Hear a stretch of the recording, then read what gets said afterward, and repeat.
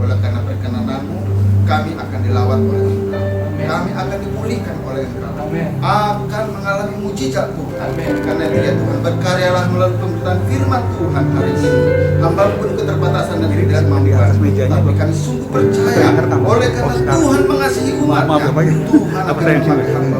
Dan juga Tuhan berikan kami hati seorang murid, hati yang mau taat akan firman Tuhan, bukan hanya sekedar pendengar, tapi adalah menjadi pelaku firman.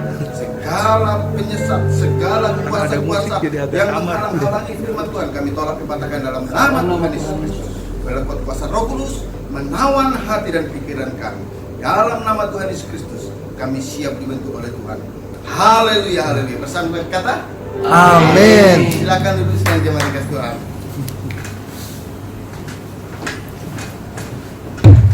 Haleluya. Luar biasa hari ini, oleh karena saya diberikan oleh Bapak Gembala kesempatan untuk berbagi firman Tuhan dalam ibadah perdana di GJKI Mount Hermon Church. Luar biasa. Tepuk tangan buat Tuhan Yesus. Dan atas nama wilayah 3 Jabodetabek saya mengucapkan selamat untuk ibadah perdana, dan saya percaya Tuhan akan mengasihi gereja ini, dan itu janji Tuhan. Amin. Bapak Ibu Saudara kasih Tuhan, saya akan berbagi firman Tuhan sesuai dengan tema yang disampaikan oleh Bapak Gembala hari Saragi, bahwa tema harus tentang Tuhan Yesus. Jadi hari ini mari kita buka firman Tuhan dalam Matius 16 ayat 13 sampai 17. Matius 16 ayat 13 sampai 17. Saya tidak usah perkenalan lagi ya, tadi sudah diperkenalkan oleh MC. Luar biasa. Kalau sudah menemukannya, saya undang kita membacanya Bapak Ibu secara bergantian agar kita sama-sama menikmati berkat firman Tuhan. Mari kita baca. 1, 2, 3. Kata Yesus kepadanya, "Berbahagialah engkau Simon bin Yunus, sebab bukan manusia yang menyatakan itu kepadamu, melainkan Bapa-Ku yang di surga." Ayat 13 sampai 19. Salah ya? Ayat 13. Setelah Yesus tiba di daerah Kaisarea Filipi, ia bertanya kepada murid-muridnya, "Kata orang, siapakah anak manusia itu?" Ayat 15 silakan. Jawab mereka, "Ada yang mengatakan Yohanes Pembaptis, ada yang mengatakan Elia, dan ada pula yang mengatakan Yeremia atau salah seorang dari para nabi." Lalu Yesus bertanya kepada mereka, "Tetapi apa katamu? Siapakah aku ini?" Maka jawab Simon Petrus, "Engkau adalah Mesias, Anak Allah yang hidup." Kata Yesus kepadanya, "Berbahagialah engkau Simon bin Yunus, sebab bukan manusia yang menyatakan itu kepadamu, melainkan Bapa-Ku yang di sorga. Dan Aku pun berkata kepadamu, engkau adalah Petrus, dan di atas batu karang ini aku akan mendirikan jemaatku, dan orang tidak akan menguasainya. Kepadamu akan kuberikan kunci kerajaan sorga. Apa yang kau ikat di bumi akan terikat di sorga, dan apa yang kamu lepaskan di bumi, di dunia ini, akan terlepas di sorga." Amin. Haleluya. Tentu kita akan berbahagia saudara kalau kita mendengar firman Tuhan dalam kehidupan kita sehari lepas sehari. Di YouTube atau di medsos atau di berbagai-bagai kesempatan, orang sering bertanya tentang siapa Yesus. Dan tema firman Tuhan hari inilah pengenalan akan Yesus. Adakah kita semua di sini sudah mengenal Yesus? Yesus itu adalah sosok yang sangat populer tentunya, dan orang banyak pendapat tentang Yesus. Ada orang mengatakan Yesus itu bukan Tuhan, tapi adalah Nabi katanya. Ada orang mengatakan Yesus itu orang Yahudi dan lain sebagainya, saudara yang kasih Tuhan. Tapi pendapatmu, siapakah Yesus itu? Saudara yang kasih Tuhan, itu akan menjadi penentu, menjadi standar bahwa bagaimana engkau mengalami Tuhan, mengalami mujizat-mujizat Tuhan, mengalami berkat-berkat Tuhan. Ada dua pertanyaan yang harus kita renungkan di sini, saudara yang kasih Tuhan, agar kita sungguh-sungguh mau mengenal Yesus secara sungguh-sungguh, saudara yang kasih Tuhan. Bagaimana pertanyaannya? Pertanyaan yang pertama, saudara yang kasih Tuhan, adalah pengakuan seperti apa yang engkau miliki tentang Yesus. Tadi di dalam ayat 14, saudara kasih Tuhan, bukan ayat 13 dikatakan di sana, kata Yesus, menurut orang-orang siapakah aku ini? Menurut orang siapakah aku ini? Lalu para murid menjawab, ada yang bilang Yohanes, ada yang bilang Yeremia, dan lain sebagainya. Bapak Ibu saudara kasih Tuhan, banyak juga orang berpendapat tentang Yesus. Tetapi apa pendapatmu tentang Yesus? Engkau ada di tempat ini sekarang ini, tentu adalah karena engkau sebagai seorang Kristen. Mungkin lahir di lingkungan Kristen, atau mungkin engkau sudah percaya kepada Yesus. Tetapi Yesus seperti apa yang kau kenal? Apakah seperti kata orang? Saya setuju dengan Bapak Gembala tadi. Pendeta pun, ketua sinode pun, paus pun, itu bisa dikritik asal landasan firman Tuhannya kuat. Saudara yang kasih Tuhan, kenapa saudara yang kasih Tuhan? Firman Tuhan ini terbuka untuk kita semua. Jadi apa kata orang? Jadi jangan dikira orang semakin pintar lalu semakin dekat dengan Tuhan. Bukan. Banyak orang semakin belajar tetapi semakin kacau pengetahuan-pengetahuannya akan Tuhan Yesus. Saya berdoa di sini agar kita semua di sini adalah mengenal Tuhan yang benar. Jadi sekarang mungkin engkau mengenal Yesus adalah karena kesaksian orang, kata orang, itu baik. Tetapi ada yang lebih penting daripada itu. Karena banyak orang Kristen seperti nyanyi zaman dulu mengatakan orang buta menyanyi. Pernah nggak dengar orang buta menyanyi? Orang buta itu menyanyi, burung murik katanya. Terbang tinggi katanya. Naik turun katanya. Kenapa katanya, saudara?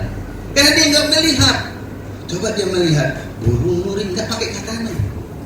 Dan orang Kristen pun, saudara yang kasih Tuhan, menyanyikan apa? Tuhan Yesus baik, katanya.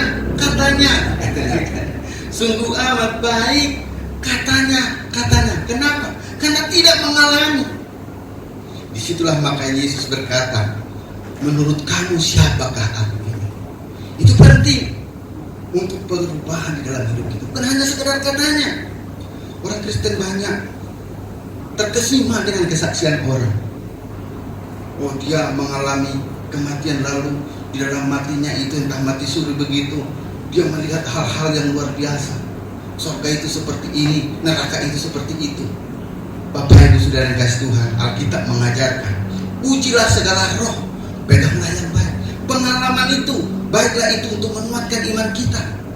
Tidak perlu kita komentari, tidak perlu kita hakimi. Tetapi mari kita mengalami sendiri siapa Yesus itu. Bukan karena katanya. Menurut kamu siapakah aku ini? Kata muridnya apa? Bisa dikatakan di dalam ayat 4-15 dikatakan di sana. Apa kata Yesus? Lalu silakan. Lalu Yesus bertanya kepada mereka, tetapi siapakah kamu? Katamu siapakah aku ini? Maka jawab Simon Petrus, engkaulah anak Allah yang hidup. Engkaulah Mesias. Ini yang dimau oleh Tuhan Yesus. Jawaban itu menurut kamu, bukan kata pendeta, bukan kata siapa-siapa. Betul adalah bahwa hamba Tuhan itu dipanggil oleh Tuhan secara khusus untuk menggembalakan kita. Bapak Gembala di sini adalah menggembalakan kita, dan kita harus menghormati. Bahkan dari kitab dikatakan 2 kali lipat mendapatkan penghargaan dan penghormatan.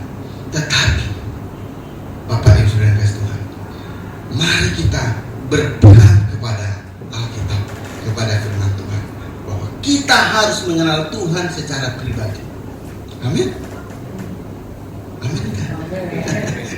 Bapak Ibu saudara kasih, itu pertanyaan yang pertama. Pertanyaan yang kedua adalah, apa dampaknya kalau kita sudah mengenal Yesus secara pribadi? Apa dampaknya? Ini kita melihat di dalam ayat 17 dikatakan apa? Berbahagialah engkau sini. Siapa yang tidak berbahagia di sini?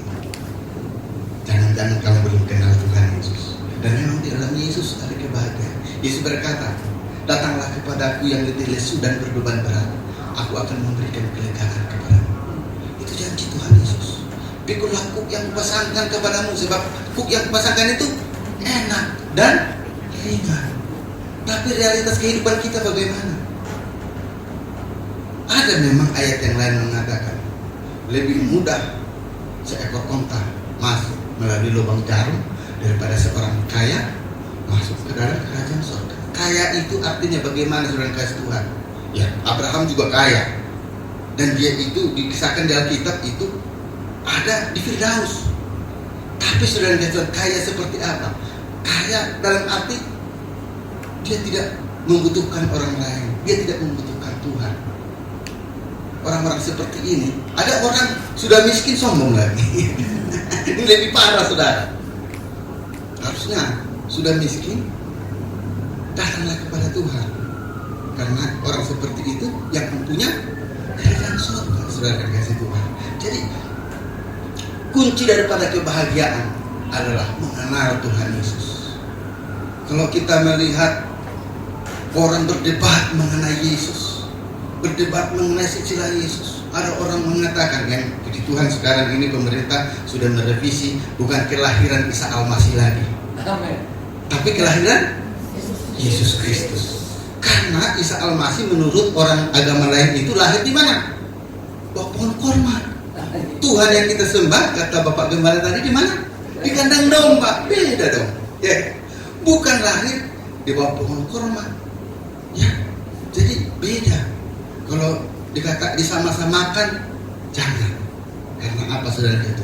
Tuhan yang kita sembah itu adalah Tuhan Yesus yang lahir di kandang domba.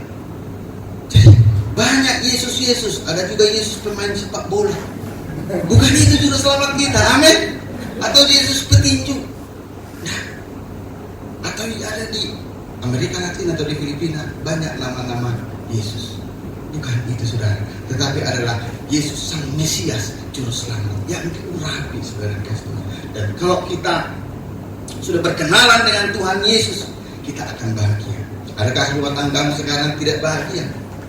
Tanya dirimu, sudahkah rumah tanggamu mengenal Tuhan Yesus? Adakah engkau di pekerjaan tidak bahagia? Tanya, apakah pekerjaanmu itu seturut selaras dengan ajaran Tuhan Yesus? Kalaulah demikian, engkau akan berbahagia. Ini jaminan firman Tuhan.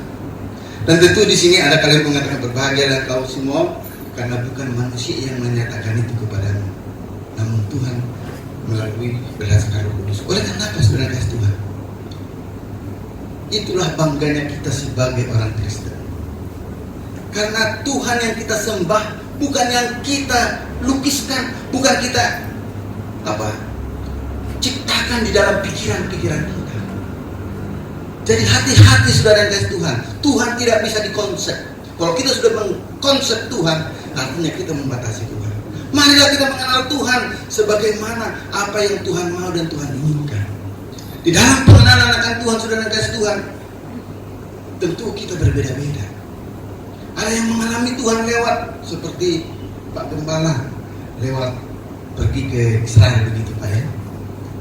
Apakah kita harus rame-rame ke Israel? Ya saya juga mau. Tapi bukan itu satu-satunya jalan mengenal Tuhan. Ada juga lagi lewat sakit penyakit yang Tuhan Yesus sembuhkan.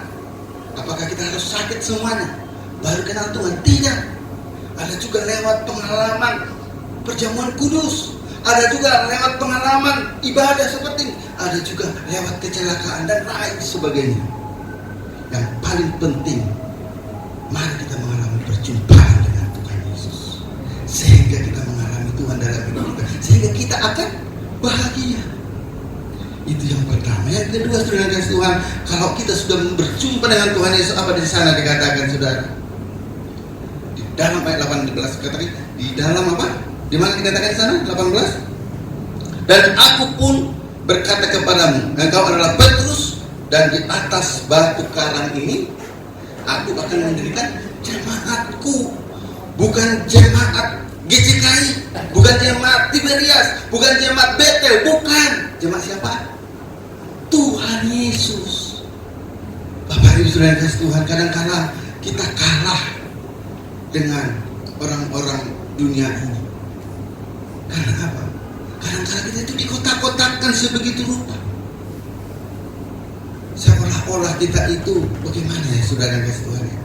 Tidak kenal, tapi syukur kepada Tuhan lewat medsos, lewat apalagi masa pandemi itu, disitulah terbuka semua ajaran-ajaran di ruang-ruang tersembunyi, di ruang-ruang terbatas, di situ dibukakan semua. Terjadilah pengembangan wawasan bagi kita semua. Disitulah terlihat yang benar itu semakin diuji. Amin. Saudara kasih Tuhan, di atas pengakuan kita itulah Yesus mendirikan jemaatnya. Bukan di atas merek gereja, bukan di atas hamba Tuhan tertentu, enggak. Di atas batu karang yang teguh itu Tuhan Yesus Kristus. Dan kalau engkau mengenal Tuhan secara sungguh-sungguh seperti pengakuan iman daripada Petrus ini, Tuhan mendirikan jemaatnya atas diri Bapak Ibu Saudara dan saya. Amin. Jadi gereja ini, Bapak Ibu Saudara kasih Tuhan, ini gedung, ini adalah benda mati. Jadi ada orang saudara kasih Tuhan ya membedakan, misalnya kesannya kalau di gedung gereja dinikahkan itu pernikahannya lebih sah. Saya tidak tahu, ada orang berpandangan seperti itu. Jadi kalau di gedung gereja, di restoran misalnya, atau di hotel atau di mana, itu kurang pas begitu katanya. Tapi kalau ditanya apa dasar firmannya, nggak tahu dia saudara. Dan banyak tradisi-tradisi yang kita lihat selama ini begitu. Begitu juga kalau orang ke gereja, harusnya gedung yang ada IMB-nya begitu. Harus ada tempat yang khas gereja begitu. Bukan terobosan dibuat oleh gereja ini. Di mall pun boleh. Amin. Karena apa? Tuhan yang paling penting pengakuan iman kita itu. Tuhan hadir di sana. Sekalipun gerejamu ada IMB-nya, punya gedung tersendiri dan lain sebagainya, bukan jaminan saudara. Kalau dasar iman orang di sana bukan menyembah Tuhan Yesus, Sang Mesias dan Juru Selamat itu. Tetapi kalau engkau punya iman yang sedemikian, engkau yang disebut gereja. Amin. Bukan orang, bukan gedungnya, bukan organisasinya. Organisasi itu adalah alat. Betul Bapak Ibu. Ya saya juga secara pribadi tentu juga jemaat di sini berkeinginan semua orang bergabung di sini. Saya juga begitu. Tetapi hanya untuk menjadi penggembira saja, untuk apa Bapak Ibu? Tapi menjadi doa saya untuk Bapak Ibu Saudara yang hadir di sini dan yang akan hadir di minggu depan dan seterusnya adalah orang dipanggil oleh Tuhan, dikumpulkan oleh Tuhan karena punya visi yang sama dengan Pak Gembala, punya keterbebanan yang sama dengan Pak Gembala, punya keterpanggilan yang sama dengan Bapak Gembala.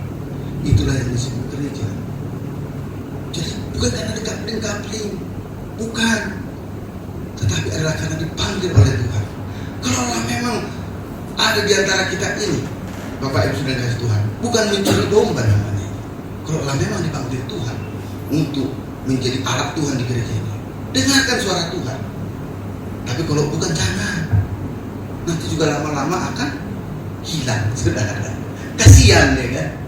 Itu yang menjadi doa kita di tempat ini Bapak Ibu dan kasih Tuhan, sehingga gereja ini bertumbuh, berkembang dan kokoh. Amin. Yang ketiga saudara yang kasih Tuhan, apa dampaknya kalau kita menjadikan Yesus sebagai Tuhan dan Juru Selamat kita, saudara? Adalah dikatakan di sini di dalam ayat 9 ini, 19, dan ini sangat penting bagi kita. Kepadamu akan diberikan apa? Kunci kerajaan surga. Kunci pembuka penutup. Saudara kasih Tuhan, kunci kerajaan surga. Siapa sih yang gak mau itu? Semua kita mau. Amin. Apa itu kerajaan surga?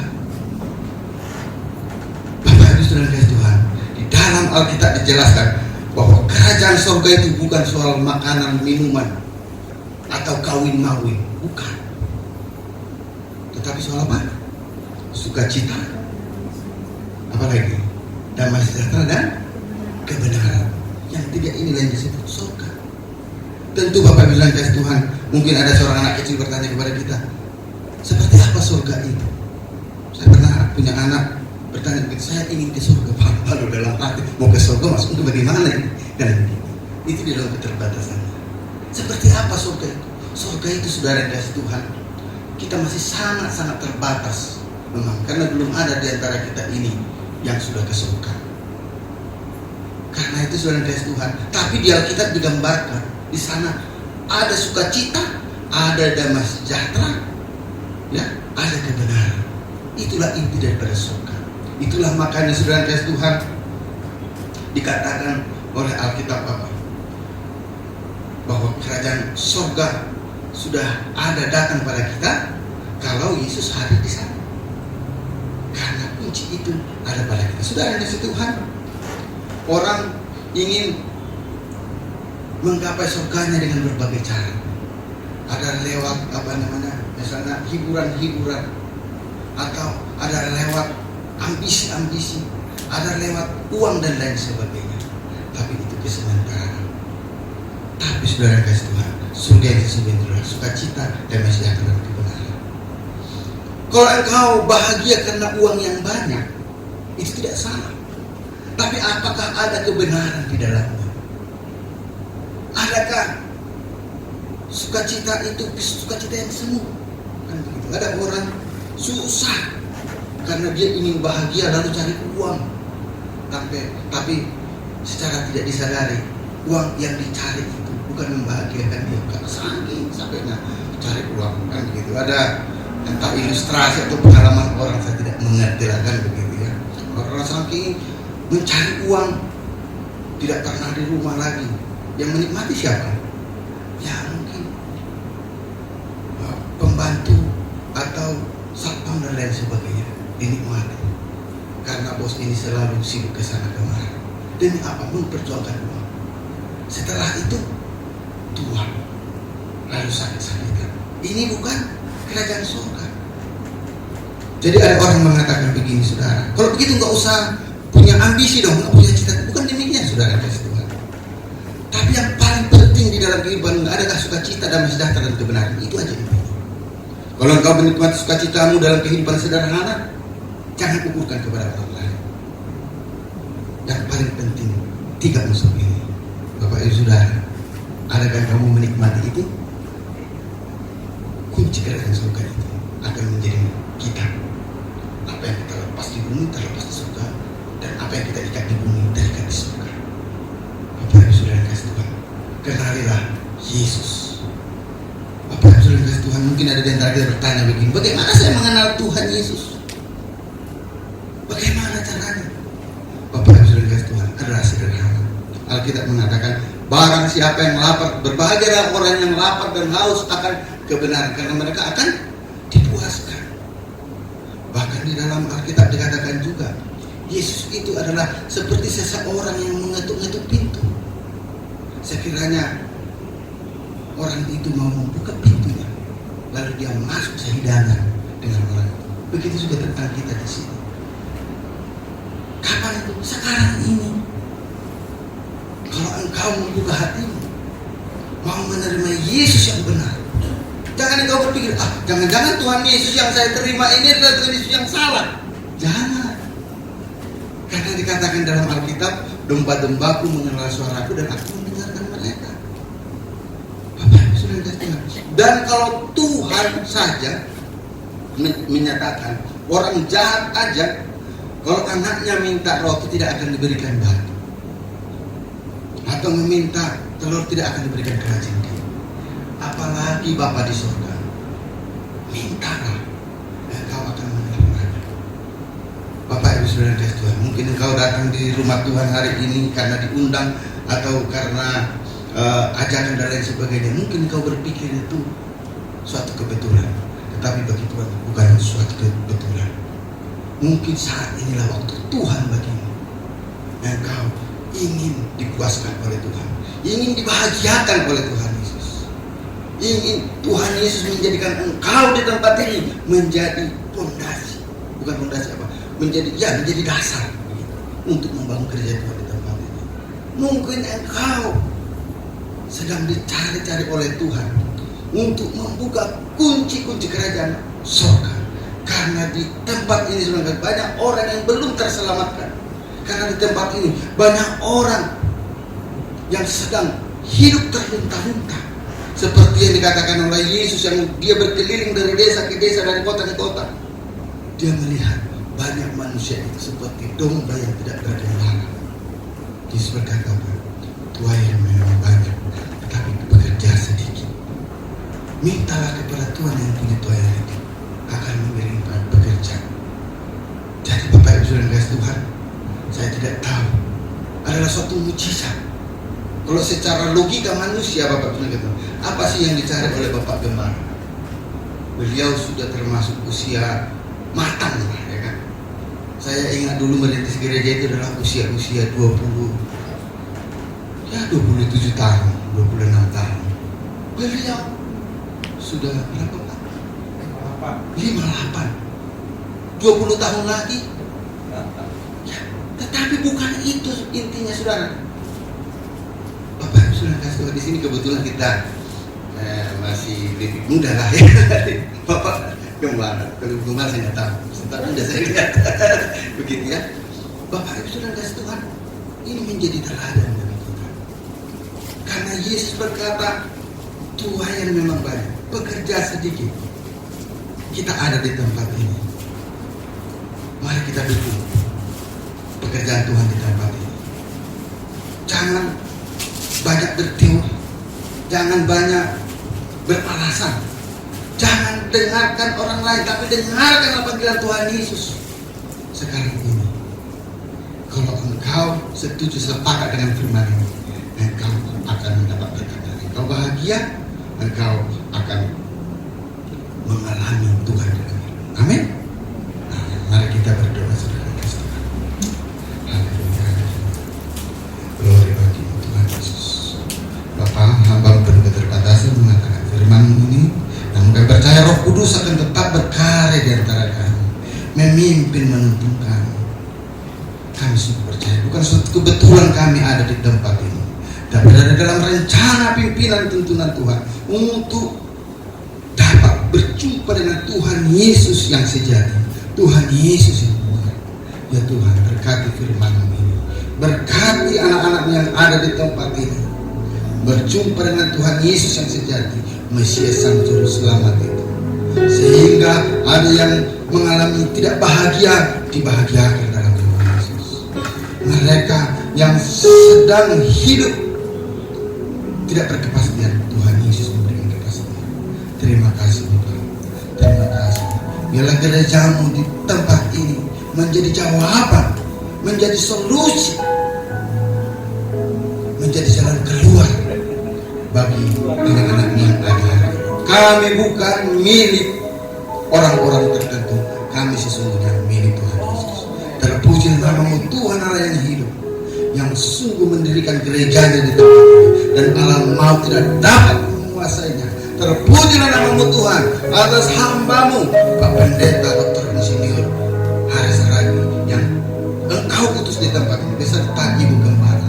Engkaulah yang menguatkannya, engkaulah yang meneguhkannya, engkaulah yang sungguh mencurahkan wibawa ilahi kepadanya, sehingga tempat ini menjadi penuh kemuliaan Tuhan. Bukan hanya di tempat ini juga, di tempat-tempat lain akan menjadi model atau tanda kehadiran Kristus